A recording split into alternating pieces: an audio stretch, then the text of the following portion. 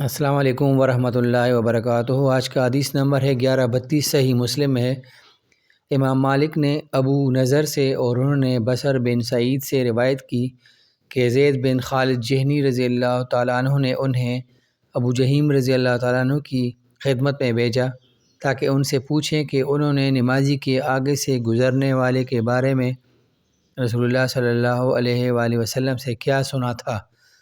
ابو جہیم رضی اللہ تعالیٰ عنہ نے کہا، رسول اللہ صلی اللہ علیہ وآلہ وسلم نے فرمایا، اگر نمازی کے آگے سے گزرنے والا جان لے کہ اس پر کس قدر گناہ ہے تو اسے 40 سال تک کھڑے رہنا اس کے آگے گزرنے سے بہتر معلوم ہو۔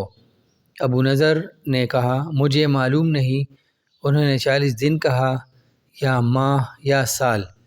مسند بزار میں 40 سال کے الفاظ ہیں۔